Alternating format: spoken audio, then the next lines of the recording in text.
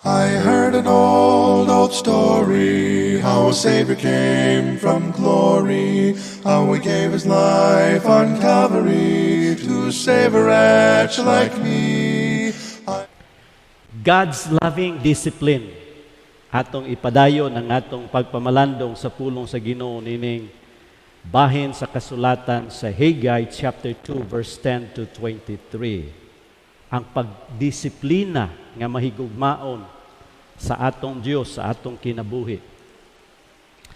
Dunay usa ka bata nga nagminaldito. Giaway niya ang iyang manghod. Ug nasuko kaayo ang amahan. Busa gitawag siya sa kwarto. Ingon sa iyang tatay, unsay imong gibuhat sa imong manghod? Ingon siya, ako siyang gisumbag tay. Perting iagak sa iyang manghod nga iyang gisumbag kay kuya man siya, dakmas tako siya. Nya karon kay imo magisumbag imong manghod, unsa may angay, unsa may sabot nato, kun imong awayon imong manghod, unsa may mahitabo sa imo? Bunal tay. Siya pinag-ingon nga bunal. Di, gibunalan siya sa iyang tatay. Katong bunal gyud nga kanang mabate gyud niya nga init gyud ang agi sa bunal. Sakit-sakit gyud. O pertigilang wawaw ang bata. Oh, dili na utrohon ha? Pangayo og pasaylo. Pangayo og pasaylo na. Nangayo siya pasaylo. So, basta makasala ta og silutan ganita, ipanish ta, idisiplina ta, murag baba kaya nga atong pamati sa atong kaugalingon, no? Maulaw ta, musuksok na lang ta dito sa daplin, kay gibunalan man ta. Pero pagkataod-taod, nag-ingon ang tatay, ingon siya, anak, okay, pag-ilis. Saka ano man daytay? Basta kay mag-ilis ka. Kay mo adto ta sa mall. Ingon sa tatay, ha? Ubanon ko nimo sa mall nga. Nagbadmang ko gani, ha? Siya, ubanon ta ikaw sa mall. Yeah. Adto sila sa mall. Pag adto nila sa mall, gi-treat sa tatay ang iyang anak og ice cream. Ha? Palitan ko nimo og ice cream tay? Pakaunon ko nimo. Oo. Lami man day madisiplina, no? Kakaong kag ice cream. Ang buot ako ipasabot mga igsoon mo nga ang disiplina sa atong kinabuhi kung mag-abot. Gikan pata sa gamay pata, hangtod niya nagdagko na ta. Pag disiplinahon ganita, dili gyud na lami para sa ato, dili gyud na tamis, dili na happy nga experience. Ug daghan mga tao dili ganahan sa disiplina. But I'm going to tell you what I want to impress in our hearts, in our thoughts this morning with this message, nga ang disiplina nagadala og mga benepisyo sa atong kinabuhi. Good benefits at that. Discipline brings good benefits. Sa atong storya, dinhi sa Haggai, sa background, ay bala nato, nga, gidisiplina sa Ginoong iyang mga katawhan. Tungod sa ilang pagkagahi, nagtalikod sila sa ilang Diyos.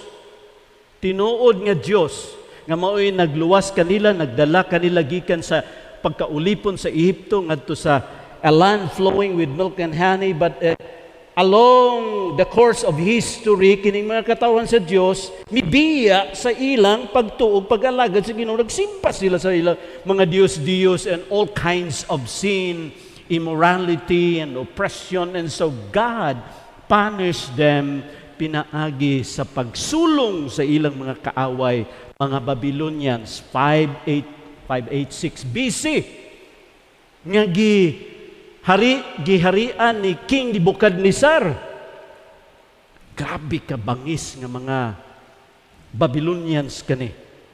They burned all the houses, all the establishment in the city of Jerusalem, dito sa particularly sa Judah, tribo sa Judah ug sa Benjamin, ug gidakop sila, gipanamastamasan ng mga tao, daghan sa mga tao nga gihimo nga dinakpan ug ulipon ug gidala sila didto sa Babylonia.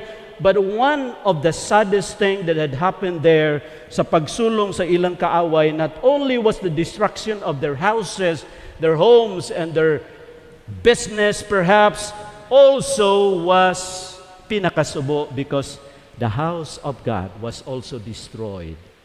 Naguba. Ug ang mga katawhan sa Dios gidala sa Babylonia.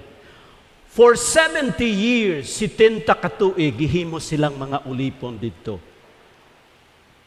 Luoy kayo ang ilang kahimtang. They were in their foreign land serving, these people, mga Babylonians.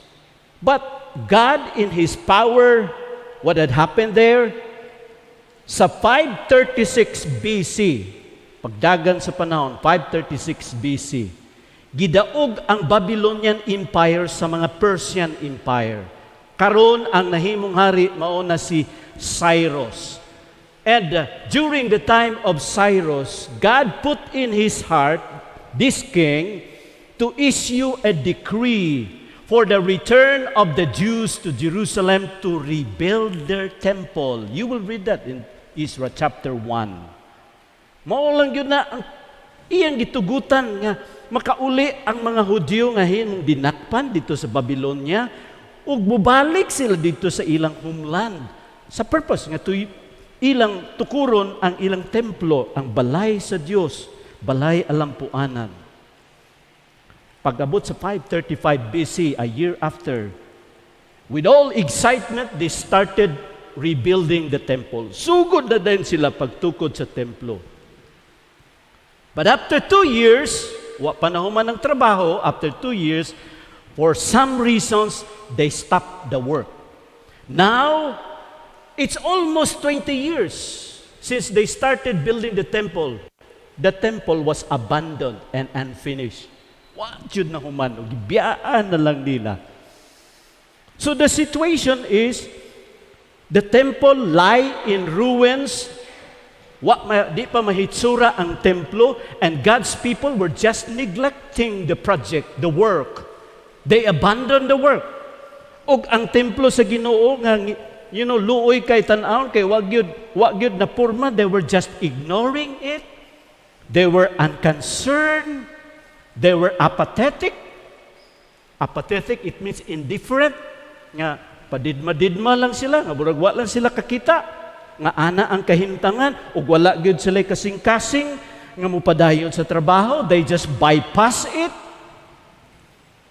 And because of that attitude, God was displeased and He disciplined His people. Iyang gidisiplina ang iyang mga katawhan. This was the time that God sent Haggai with his message.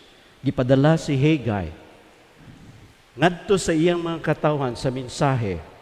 And from our text this morning atong gibasa, we will learn about 4 biblical truths concerning God's discipline.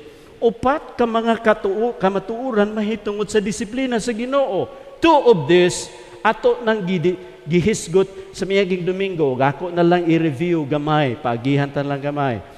2 niini bag-o nga atong ipadayon ang pagtuon. 4 biblical truths about God's discipline.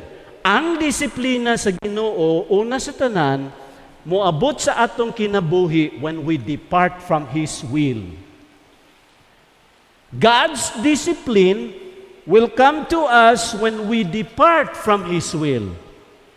Now, God's people during those days departed from the will of God in building the temple. The will of God for them is to build the temple. But look at now, it's almost 20 years, pero ilan na lang gipasagdan, ilan na lang gipabayan. What na gyud nila hatagi magpagtagad? Wala sila nagbuhat sa kabubuton sa Ginoo, nagbiya sila sa kabubuton sa Ginoo.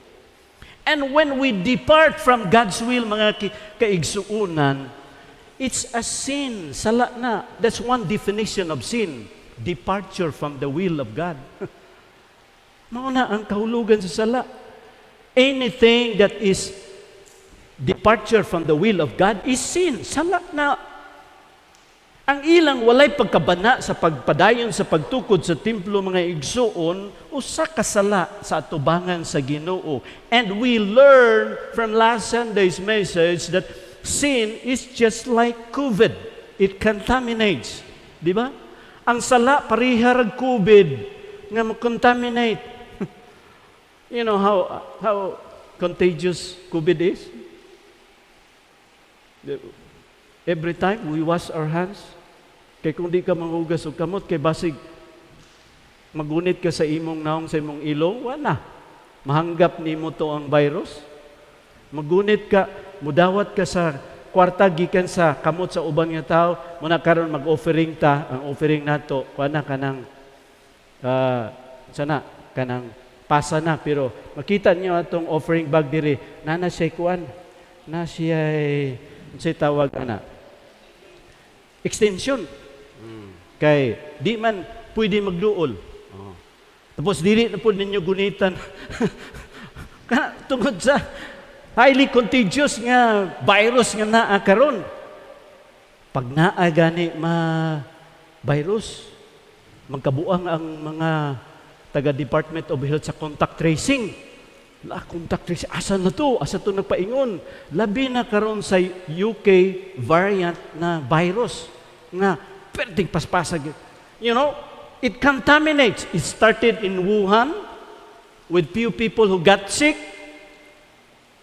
Hangtod nga ang tanan nga Wuhan halos na takda na hangtod tibok China.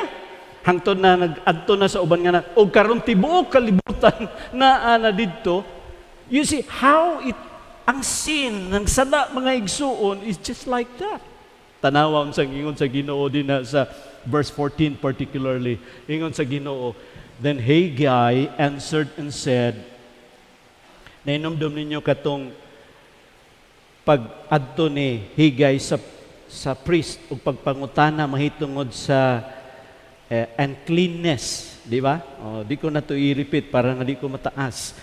But in verse 14 nag-ingon ang si Haggai, so is this people and so is this nation before me, says the Lord, and so is every work of their hands, and what they offer there is unclean.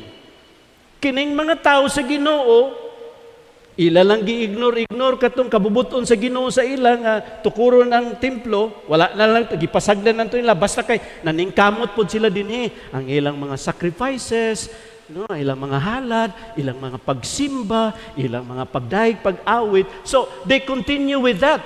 Pero naghimo sila sa ilahang mga halad diha sa daplin at ubangan pagyud sa building o mahuman, basta kay naga-offering sila didto, nagasimba sila didto.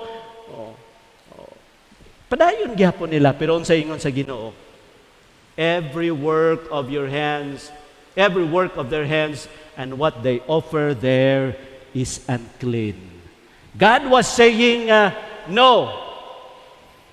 Ang inyong sala nga wala ninyo gipadayon pagtukod ang templo has contaminated everything that you are doing.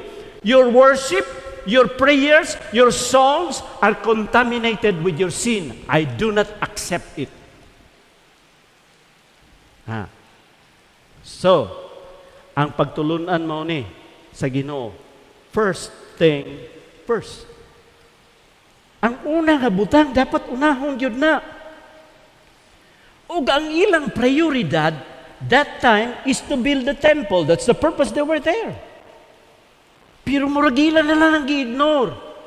Ug naningkamot sila dinhi sa uban nga bahin, pero ingon ang Ginoo, maski unsay inyong buhaton ba, contaminated na ba? Dili na acceptable din sa akong atubangan. And later nabala na to sa history nga there was this phrase nga giingon ni Prophet Samuel kang King Saul, ingon niya, obedience is better than sacrifice.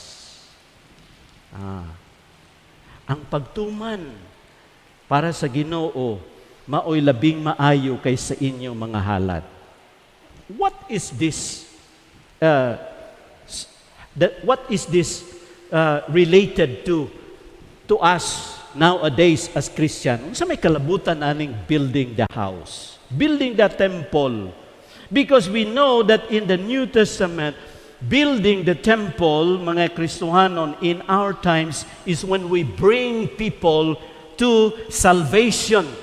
Diha sa kaluwasan, diha sa Ginoo, di ba? Atong nabasa sa 1 Peter chapter 2 verse 5 nga nag-ingon, you yourselves like living stones are being built up a spiritual house to be holy, to be a holy priesthood, to offer spiritual sacrifices acceptable to God through Jesus Christ. In other words, ang atong mga kinabuhi o ang kinabuhi sa mga tao nga makaila sa Ginoo, mga bato sila dinha sa spiritual house.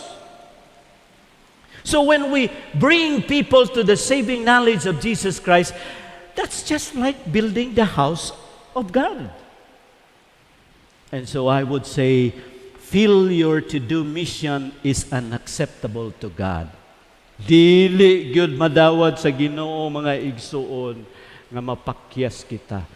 Ang simbahan, ang Kristohanon nga mapakyas sa pakiglambigit, pag-apil, pag-involve sa buluhaton, sa pagpakaylap o pagpagdaog sa mga kalag, ingon sa Ginoo, you have departed from my will. Nagbiya mo sa ako ang kabubuton. And because of that, maekspektar nimo ang pagdisiplina, loving discipline of God. But not only discipline of God comes to us when we depart from His will, ikaduha, which we also have taken up last time, God's discipline conveys His love to us as His children.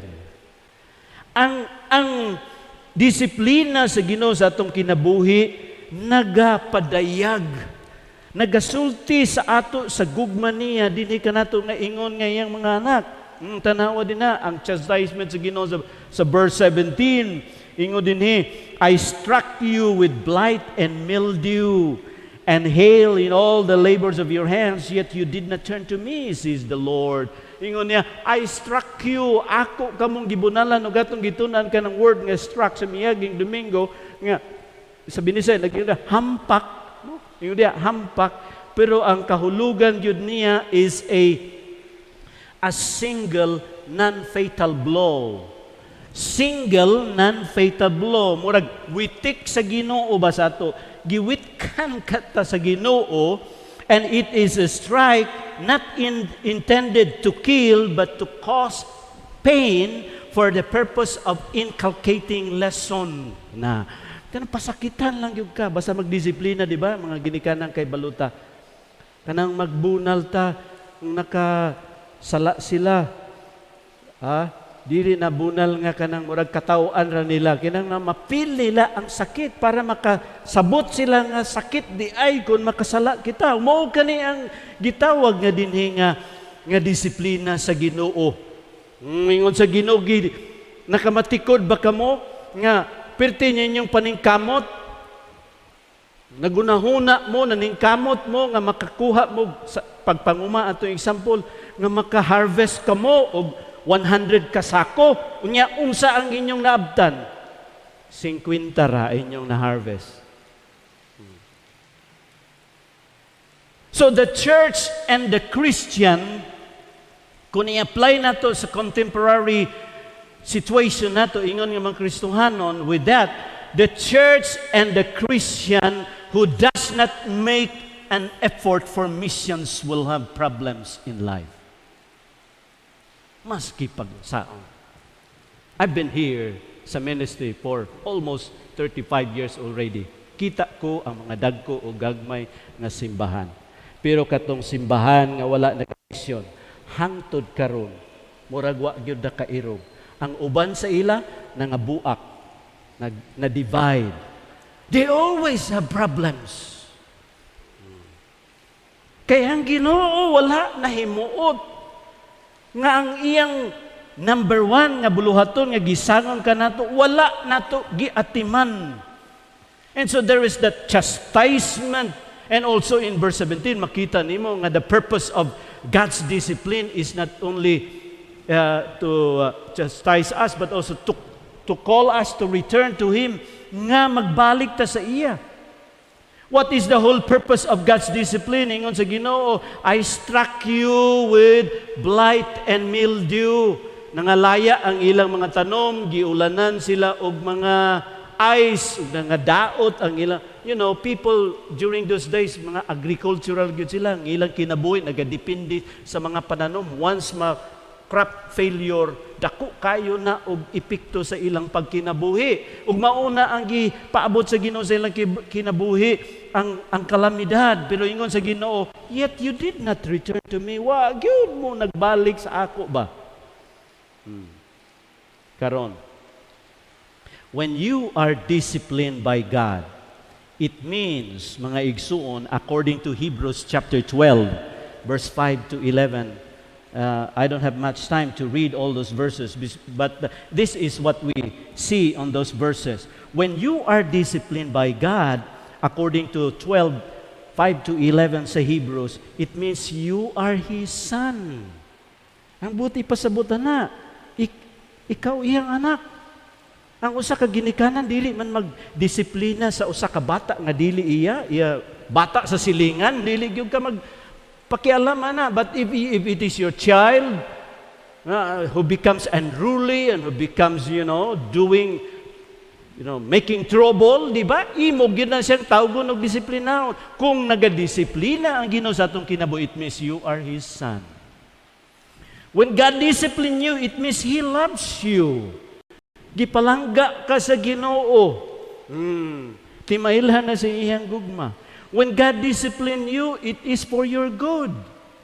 Inya ang ikaupat niya, when God discipline you, it means it is to bring holiness. Pagkamatarong, pagka-Diyos nun, tuliro niya ang atong mga kinabuhi. Busa mga igsuon, matod pa ni Mayhoe and MacArthur sa ilang libro sa biblical doctrine, naging sila one of the privileges we have as sons of God is the loving fatherly discipline we receive from Him. Ang isa ka pribiliyo nga naato ingon nga mga anak sa Dios, mao ang mahigugmaon, amahanon nga pagdisiplina nga atong nadawat sa atong kinabuhi. Wow!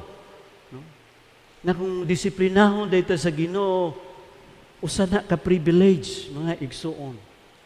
Which brings us to the third point here.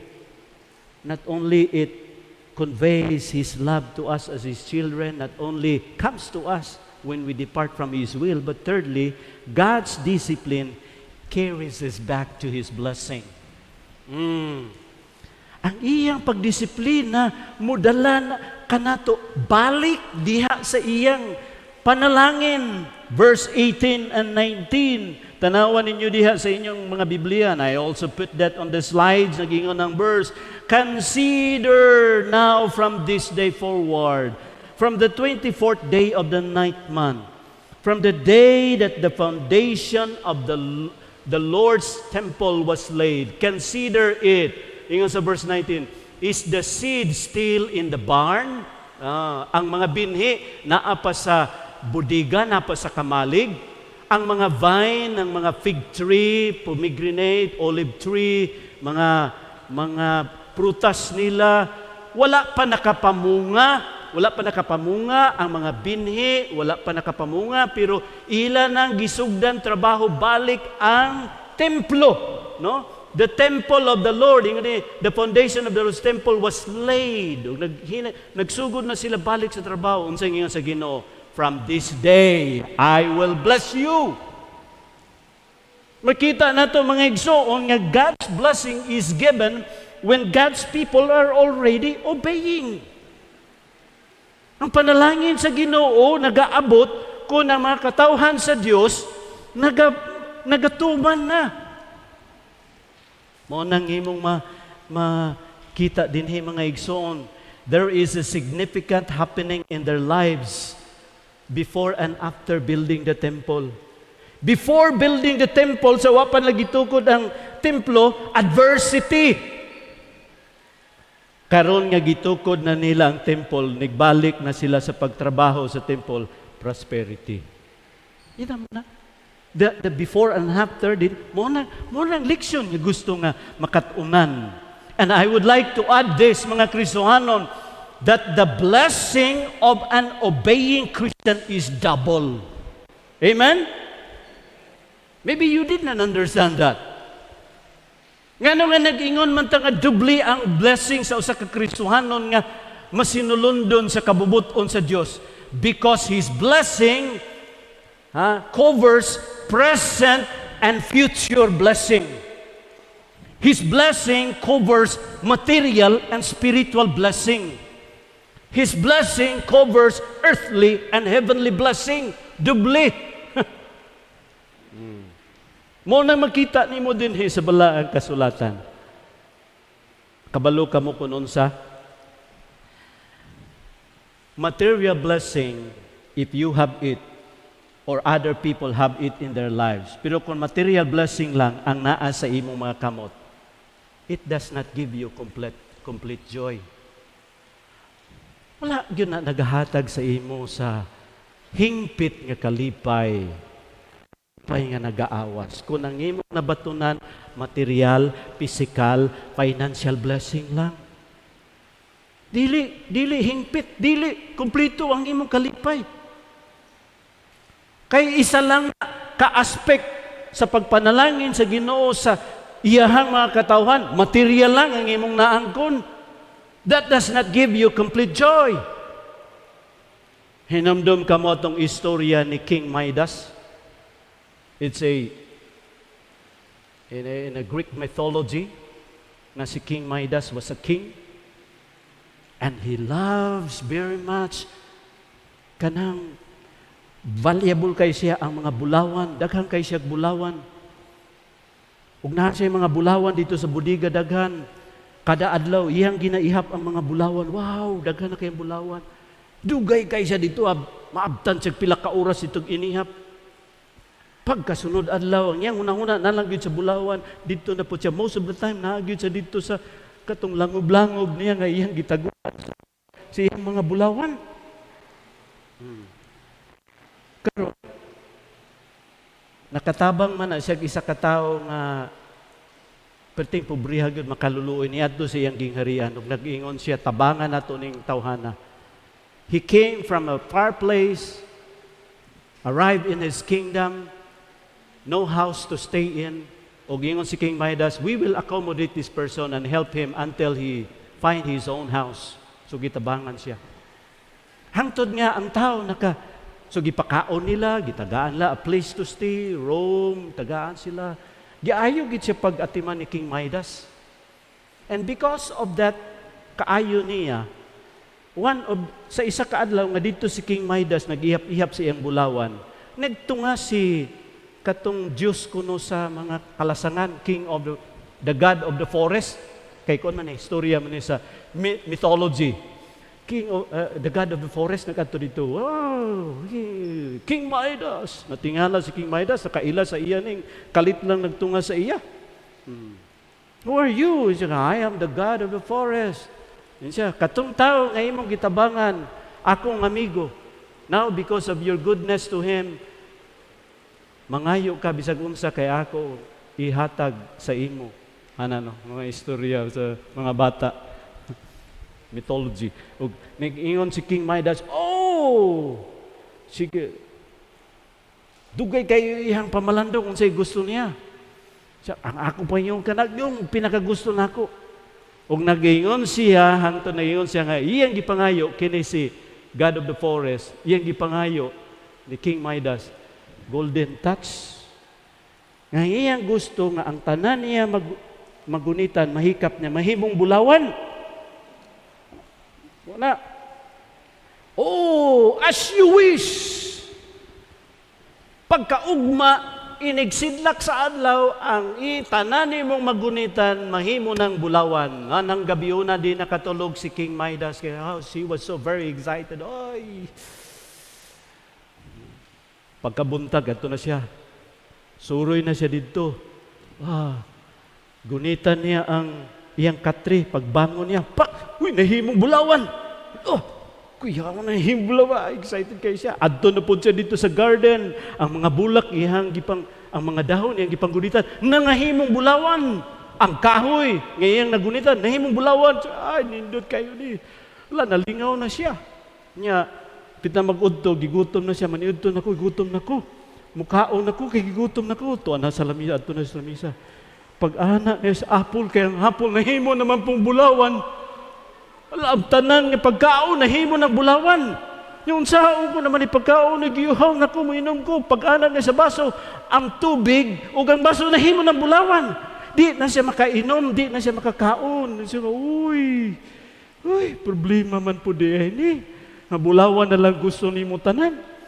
Kanya karon kay pagkataon-taon di mingaw ang iyang anak niya to siya, Papa! Naghagwa siya sa iyang anak. Pag-ana niya ako'y nahimong bulawan ng iyang anak. Unsa na nakaroon. Dito na realisan ni King Midas nga dili po de maayo. Tanan na lang nahimong bulawan. Kung ang imong gihunahuna material blessing lang, dili kompleto ang imong kalipay. But when you are obeying God, you have double blessing. Material and spiritual. Earthly and heavenly. Present and future. That's what we see here. Ingon sa Ginoo sa mga katawhan niya, now that you are laying the foundation of the temple, now I'm going to bless you. Gideclare sa Ginoo ngiyang panalangin. Mao na igsuon na karon ang ikaupat. God's discipline not only comes when we depart from His will. God's discipline not only conveys His love to us as His children. And God's discipline carries us back to His blessing. Kung magtuman na ta sa Ginoo, take na ta sa iya. Ikaupat, mga igsuon, God's discipline calls us to look to the victorious future in Christ. Mauna nga ending diri. Basahon nimo sa verse 20 to 23. Nga ang disiplina sa Ginoo nagtawag sa ato nga mututok ta, mulantaw ta didto sa madinaugon nga kaugmaon diha kang Ginoong Hesukristo. Di ba mga ginikanan? The concern of every parent when he disciplines his child is the future, the good future of his child. Anak, gihimo nako ni sa imo, sakit man ni para sa ako, ug sa imo sakit pod, pero ginahimo nako ni bisag sakit para sa imong kaugmaon. Kay kung dili ta kadisiplinahon, basig mahimo kang kawatan, mahimo kang barumbado nga tao, mahimo kang nga tao nga, di ba? You're thinking of the future when you discipline a child. The same is true what I can see here on this text. Kay imo mabasa sa verse 20, mao kaning ingon. And again, the word of the Lord came to Haggai. Ikalima na ni nga higayon nga ang pulong sa Ginoo nag-abot kang Haggai. Kung basahon nimo kung atong imong namatikdan diha sa Haggai. This is already the 5th time. The word of the Lord came to Haggai on the 24th day of the month, saying, Speak to Zerubbabel, governor of Judah, saying, This time, si Zerubbabel lang ang concern. Wala na mention si Joshua. Ang mensahe sa Ginoo gipadala kang Haggai does not concern on this section with Joshua the priest and the people, specifically to Zerubbabel, who was the governor during that time. But what I want us to see, mga Kristohanon, dinhi, nini mga pasid, mao ang future victory nga gisaad sa Ginoo sa iyang mga katawan on this passage. Nga naman, kaya nag-ingon din ha ang verse, Speak to Zerubbabel, the governor of Judah, saying, ingon din ha sa verse, I will shake heaven and earth. I will overthrow the throne of kingdoms. I will destroy the strength of the Gentile kingdoms. Di ba kanang I will is something that's going to be done in the future. I will. I will shake heaven. Akong uyugon ang langit ug ang yuta. ug akong gunubon ang mga trono sa mga gingharian, the kingdoms will be overthrown. I will destroy the strength of the Gentile kingdoms. Ang kusog, like the Persians and the Babylonians, they were Gentiles, di ba? Mga Gentiles, non-Jewish, dili Hudiyo. Ug ingon niya, nagpadayon niya, I will overthrow the chariots and those who ride in them. Mapicture nimo katong mga chariots, mga sundalo nga nagasulong batok sa mga katawhan sa Dios. The horses and the riders shall come down, everyone by the sword of his brother. So, ang imong mapicture din nga daugon sa Ginoo ang mga kaaway sa iyang mga katawhan. Verse 23, in that day, says the Lord of hosts.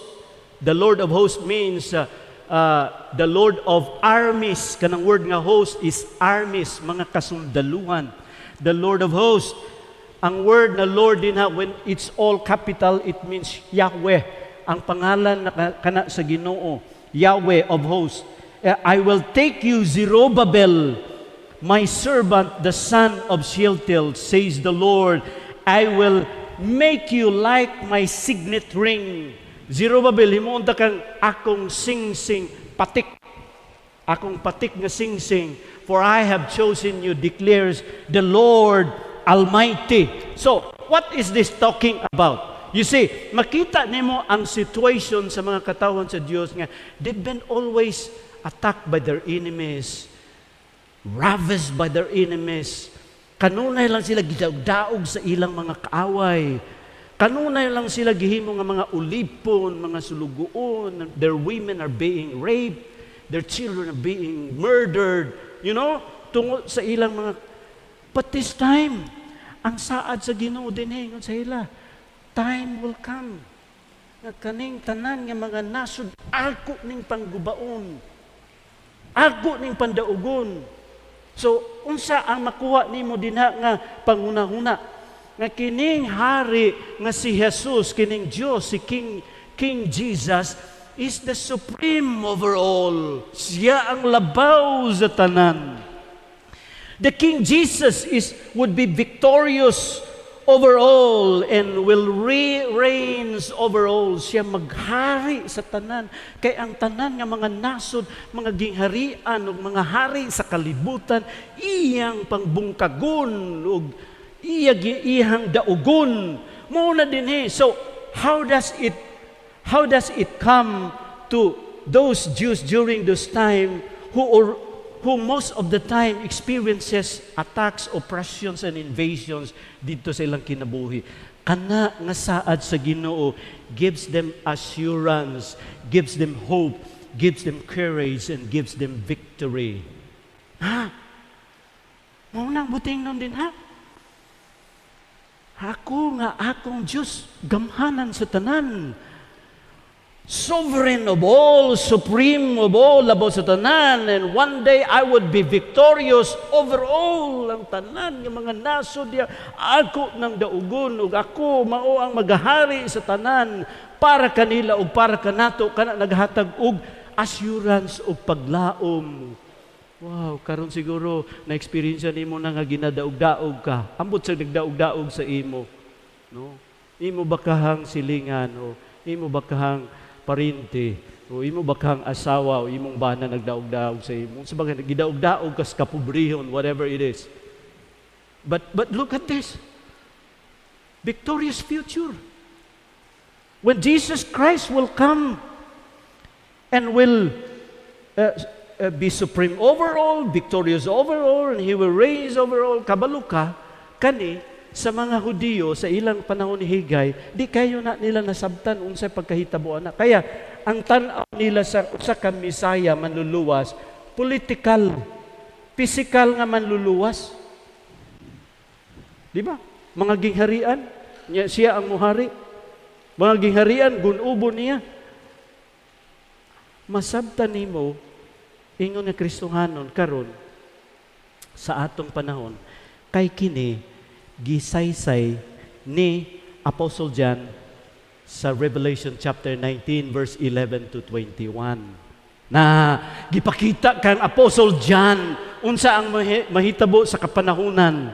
O gingon ni Apostle John, nakita nako iyang gisulat diya sa chapter 19 verse 11 to 21. Nakita niya na abli ang kalangitan, unya naay nanaog nga kabayo nga puti ug naay nagsakay nga napuno siya sa mga korona diha sa iyang kamot, naa ang scepter ug iyang mata perting siga ingon diha flaming like a fire, siga kayo sama sa kalayon pananaw, ug diha sa iyang bakba nagagula ang mga espada. And the one who rides on this is called faithful and true. Faithful and true. O diha sa iyang hawak nga ay bakos, nga nakamarka dito sa bakos, King of Kings and Lord of Lords. O nanaog siya, nagsakay sa puti nga kabayo, uban pud ang mga kasundaluhan sa kalangitan, nagsakay sa puti nga kabayo.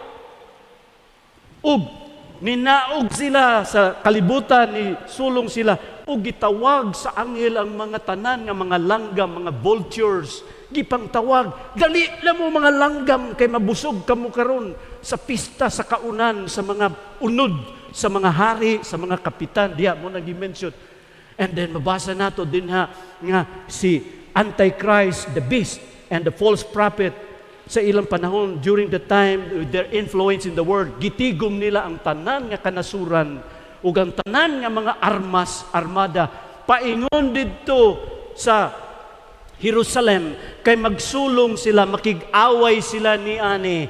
Okay, inya mabasa nimo diya mga igsuon, nga pag-abot sa panahon, gidakop si beast, si Antichrist, gidakop ang false prophets, unya ang tanan, ingon din sa verse 21, and the rest were killed. Ang false prophet ug ang beast, gidakop, gilabay na dito sa lake of fire. Ingon din sa 19:21, and the rest were killed with the sword which proceed from the mouth of him. Gipatay ang tanan nga mga kasundaluhan sa kalibutan nga nagtuo kang Antikristo, nga nagtuo sa mini nga propeta, ug nakig-away sila sa Ginoo, sila tanan gipang patay o gipang kaon ang ilang mga lawas sa mga langgam, mga vultures na mao na diya. Pero imong masabtan sa Revelation, kana nga hitabo prelude na sa paglingkod na ni Jesus Christ sa trono, ug siya na ang mahimong hari sa tibuok kalibutan. Ug muhari siya sa kalinaw, muhari siya sa kauswag, in prosperity, di ba? Gidescribe na mayo sa Biblia, there will be peace, there will be no more wars, ang mga tangki digira himuon na ngaguna, ang mga tanom di na magkinahanglag fertilizer, nya wala na away, wala na samok. Kanya nang higayon na si Satanas gigapos na sab dito sa bottomless pit. This is what we call the victorious future. O kung magdisiplina ang Ginoo sa iyong mga katauhan, I am preparing you for a glorious future. Kaya mao kani ang mahitabo. And to them who are, sa mga Hudiyo nga nagabuild sa temple during the time, mga igsuon, the fact that Jesus is supreme over all and He controls over all and He reigns over all, kana nga kamatuoran naghatag sa ila og kaisog. Nga padayon gyud ta sa pagtukod sa templo kay mauna ang atong Dios. Ang atong pag-alagad sa Ginoo nagadepende kung unsa ang imong pag-ila sa Dios. Karon nga nailhan nila, mao day ang atong Dios siya gid labaw sa tanan.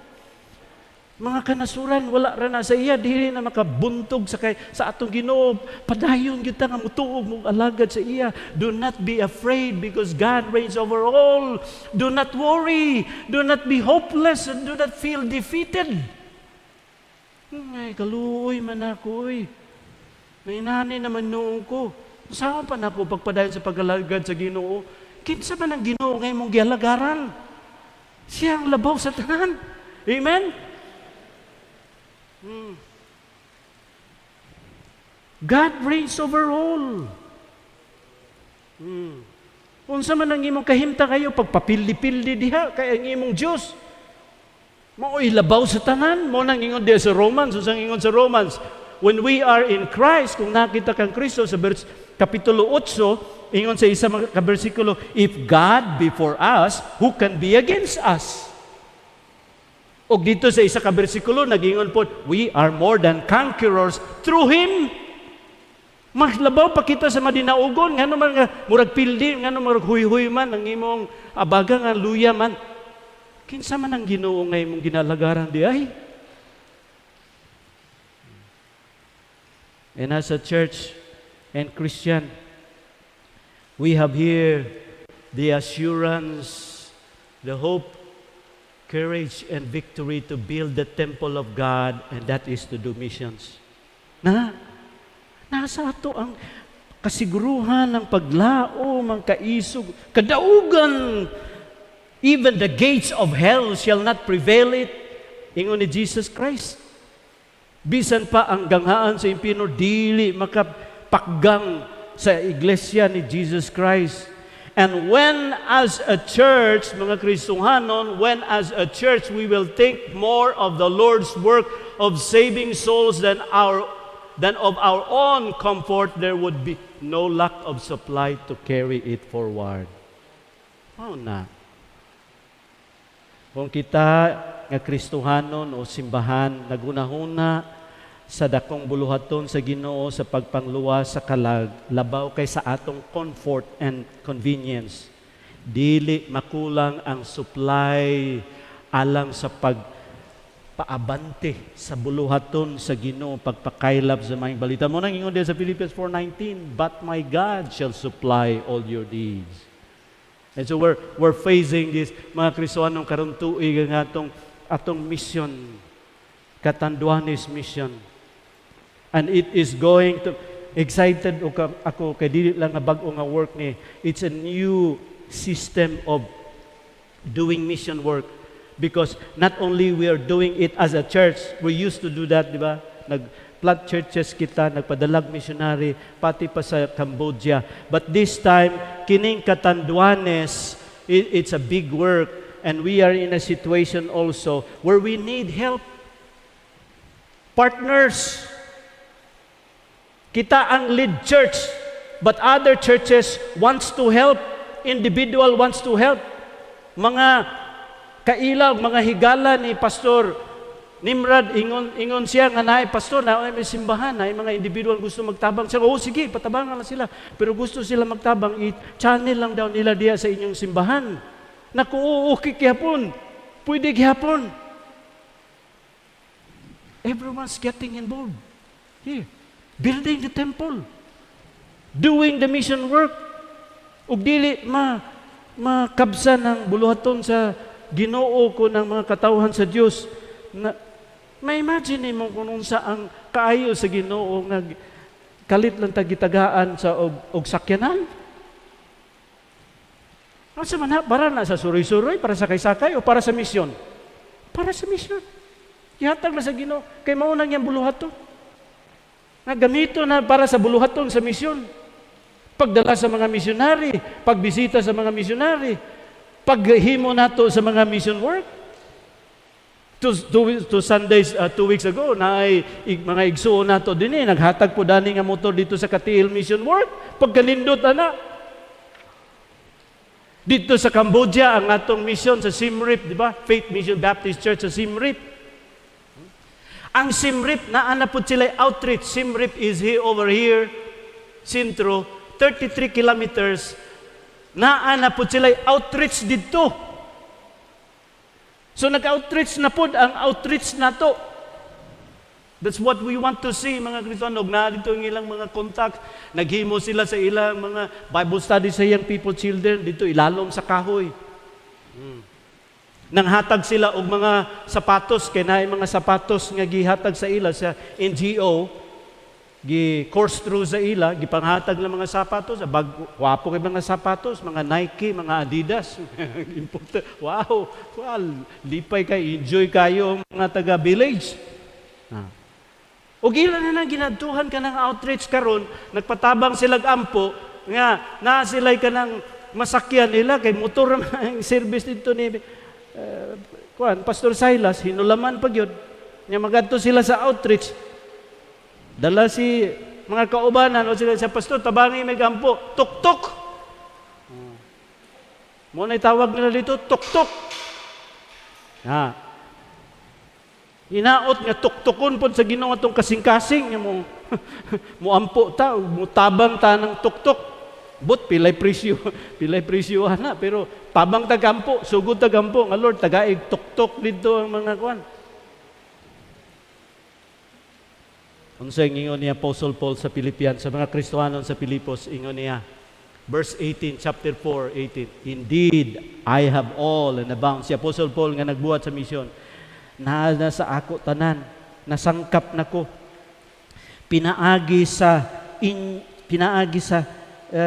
dihang nadawat nako gikan kang Epaphroditus ang mga butang that you sent inyong gipadala. It's a sweet-smelling aroma and acceptable sacrifice, well-pleasing to God. Every time you give for mission, for missionary, and for mission work, it's a sweet-smelling aroma. Humot ngadto sa Ginoo, well-pleasing to God. Unya nagingon ang verse 19, my God shall supply all your need according to His riches in glory by Christ Jesus. Nagibingnan ta kamo mga igsuon nga kanang promise of supply din ha ngayon sa verse 19 para lang na sa naga-support sa mission. Dili na maklaim ni bisan kinsa kay ang paggamit ana nga bersikulo dire in the context of mission. People, Philippian believers who were supporting the missionary who was Paul. Ug ingon si Paul tungod sa inyong halad sa Ginoo, sa inyong tagbo sa akong mga kinahanglan. Ang Ginoo magatagbo sa inyong kinahanglan. Mauna ang paagi sa mga igsuon, ayaw kamo pag-una-una nga ang mission secondary. Ayaw ka mag-ampo sa mission kung naalang kay panahon. Ayaw ka maghatag sa mission kung naa kay sobra-sobra. Kay ang mission mga igsuon is priority. Let us put first thing first. Mao nang message sa Higay. First things first. What you should do is building the temple. And you are abandoning it. You are just being unconcerned and apathetic that the building is unfinished. For us, mga Kristohanon, kini mao ang ato ang pagtagad sa mission. Kamusta man ang atong pag-apil sa mission, mga Kristohanon? Ay usa ka tigulang dito sa Africa. Nasangyawan sila sa maayong balita. Isa sa mga naluwas, kining usa ka African woman, she was old, she was blind, illiterate, wa ka eskwela, black African woman. But he came to know the Lord Jesus Christ as His Savior. Kabalo ka. Mas tigulang. Ingnon ta, naisinultihan sa Cebuano, laksot. Laksot. Wa mo nakasabot? Sige, dili na lang mo. Kada bang, dili, itsuraan. Tigulang, buta pagyud, illiterate pagyud, pero nakaila sa kang Jesus Christ pinagi sa pag-share sa gospel. From that time on, grabe ang iyang gaawas ang iyang kalipay nga nakadawat sa kaluwasan. O gusto siyang mag-share sa kaluwasan. Kung saan man niya, buta siya, di siya kabasa. Pero kabalo ka sa iyang paagi. Nag-share siya sa iyang pagtuo kay Jesus Christ. Sa mga bata, ug daghan mga bata sa eskwelahan nakaila sa kan Jesus Christ, nagdawat sa Ginoo, nagtuo sa Ginoo, pinaagi sa iyang pag-share sa gospel. Ang missionary na tingala sa man na pag-share sa gospel nga buta man di ay nasa gidaladala nga Bible po, gibit-bit nga Bible. Ug giingnan niya ang isa ka Kristohano, ningon niya, markahi daw na dinha og pula, badlisi og pula ang verse nya timan kanang verse diha nga John 3:16. It was written in French. It was a French Bible. African siguro, they were under the French colony. So it was written in French. Iyang gipabadlisan. Yung human ang gipabadlisan, gikuha niyang Bible. Iyan na nang gitimanan. Gisundan siya sa missionary, unsa mo gini niya pag-share nga ang mga bata nakailan naman sa Ginoo, nagtuo naman sa Ginoo. Igo day maghuman ang klase kanang alas 4 na sa hapon. Kini nga tigulang nga illiterate. Buta. Muadto dito sa entrance door sa classroom. Ug ganik panggawas na gyud sa mga bata. Mutawag siya isa ka bata, siya boy, dali sa boy, ana, di na siya kakita. Sa kabalo naman ka magbasa, no, kabalo ka magbasa. Buta man siya. Siya palihog daw basaha sa ako kaning bitong verse din ha nga gibadlisan, palihog daw basahan na. Unsa na. Nya basahon na sa bata. Pagbasa sa bata, John 3:16, for God so loved the world. Moingon dahil ang tigulang na nakasabot, nasabtan ni mo na, boy, nasabtan ni mo na. And that's how she begins to tell the boy about the Lord Jesus Christ. Kabalo ka, boy, ang kahulugan ani mauni nga Ginoo na higugma sa ato. Gipadala niya iyang bugtong anak, nagpalansang sa cross para mabayaran ang silot sa atong sala. Ug kung mutuod ta kan Jesus Christ, di natamaad to sa silot sa atong sala, impierno, kalaglagan na walay katapusan. Mauna ang ang pag-present.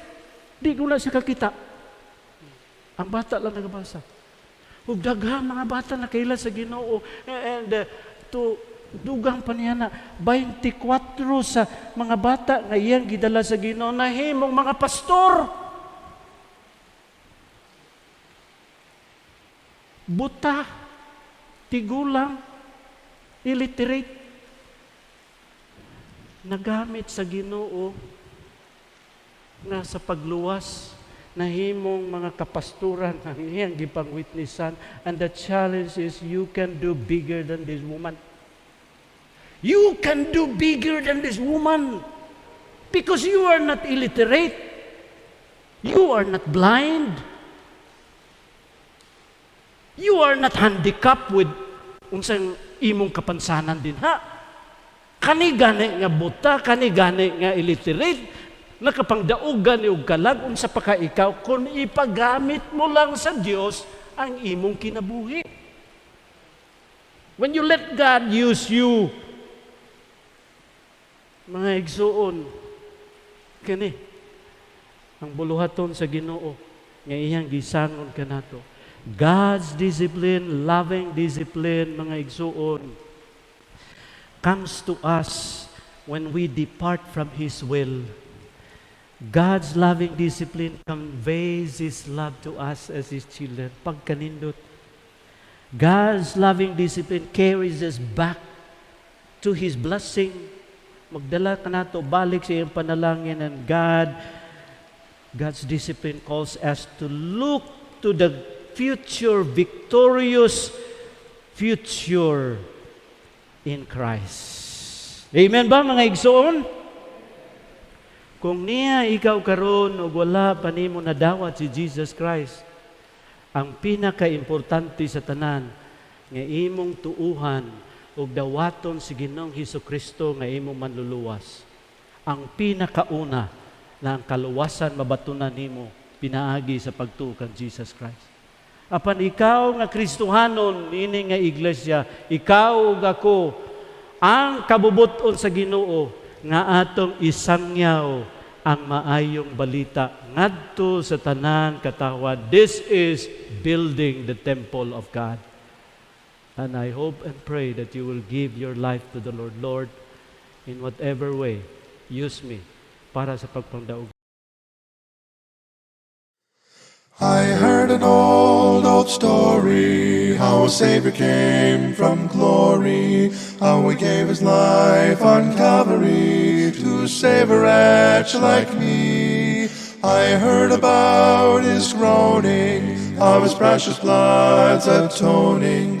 Then I repented of my sin.